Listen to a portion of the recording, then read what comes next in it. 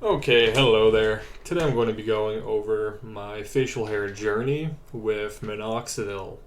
So, this first picture here is from when I was about 20 years old, 2022, 21. So I would have been 21 years old at this point. And as you can see, I could grow a decent beard. It wasn't the thickest, it was quite sparse actually, and kind of all over, very scraggly. But I had been using Minoxidil for about a year.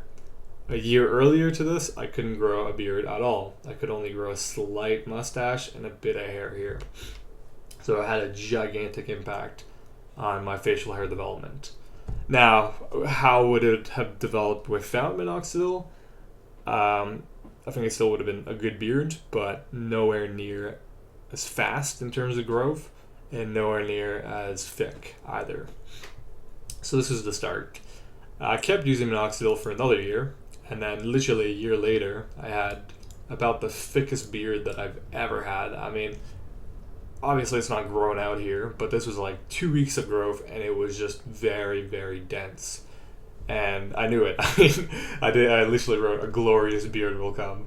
Unfortunately, a glorious beard did not come because I just stopped growing. I shaved after that. And I also ended up going on finasteride around this time because I was starting to lose hair on my scalp.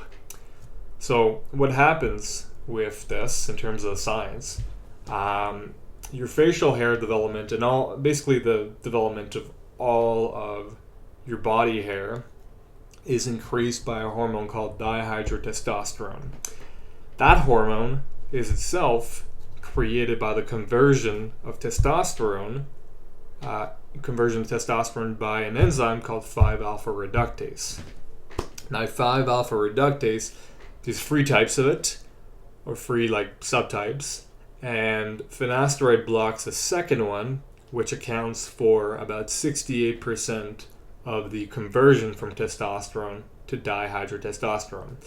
All of that to say that your DHT levels drop by about 68% after after finasteride has been taken for a couple of weeks. So it happens relatively fast. Now, to sustain your facial hair development and the speed at which your body hair grows, well, you need dihydrotestosterone.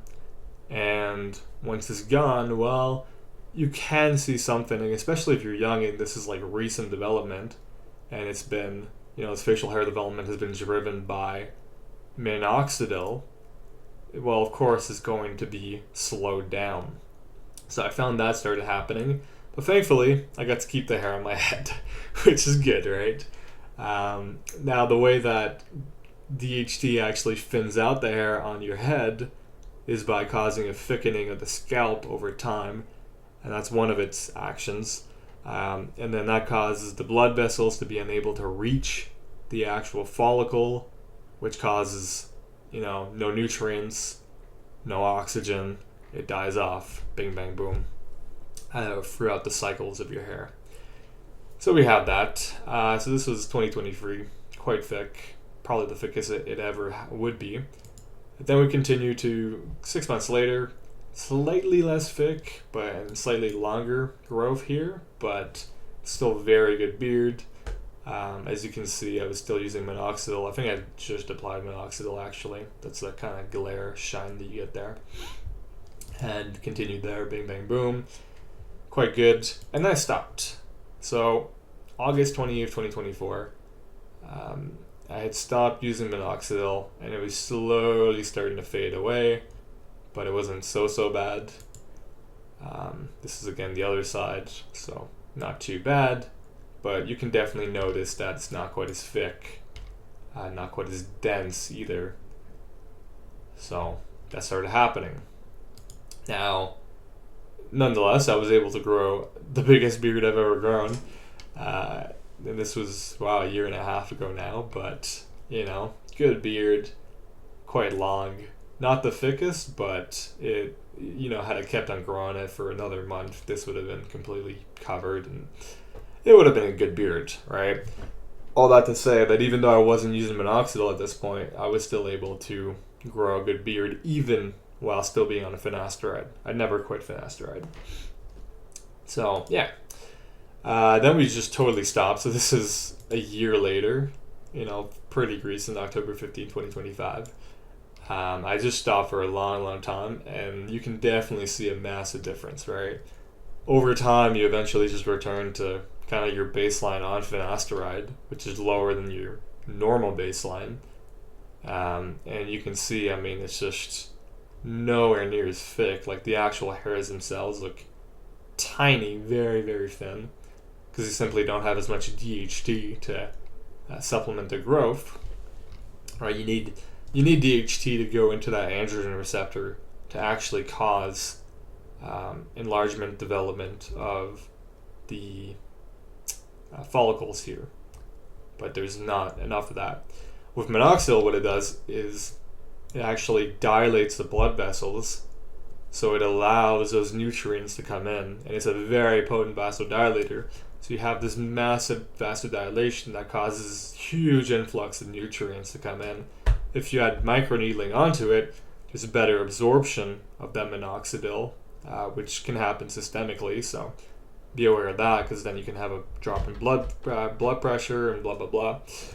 Anyways, you combine the two, and you have this massive influx of blood and nutrients that comes in. So that's what you have here. Very nice. Well, I guess here there wasn't any minoxidil, and that's why you had this massive shedding. But then I got back onto it, and you'll notice how minoxidil can really modulate this. So October 15th, then a month later, November 17th, kept on using minoxidil, and it got thicker, quite a bit thicker actually, and more dense. And then just recently, just today, I took another picture, and bing bang boom, you can see a lot more density, and you can see new developments as high up as, up till here, it's just kind of crazy. So all over you see these new tiny hairs developing, which have probably not seen the light of day in a very long time, since like 2023. And now I'd say my facial hair density is like rivaling what I had back here in 2024, when I was using minoxidil extensively. So that's all to say, even if you do lose progress on minoxidil, it can come back if you keep on using it. For me, it's been 3 months that I've started using it consistently again, and I'm already back to pretty much my peak in terms of facial hair density. And naturally, if I was to stop using it for months on end, well, I would return. Because you gotta remember, like from here to here, I might have still been using minoxidil a bit, but very rarely. I kept on being able to grow a beard, and I just didn't care for beards. I actually grew a really nice mustache for a while, but ended up back here after like a year. I would still be able to grow something, but it'd be patchy, right? And then again, just continuing to use. And if I were to continue even now, frick, there's no real telling how dense it would get. For all I know, I could end up back here. I know I'll be back to this point, if not already, very soon. So it's just like, how dense do you want it? I don't apply that much minoxidil either. I apply like the minimal amount, just kind of rub it in, and it just goes to show that, at least for me, it's definitely worked. I've seen it work in friends. Of course, if you're very young, I wouldn't recommend it, because you're probably going to get facial hair development anyways, and the risks of applying a potent vasodilator to your face at that age, I don't know. I had a lot more acne as a kid, and I don't know how it would affect those things, so just keep that in mind. But anyways, hope you enjoyed this video. This was my journey. See ya.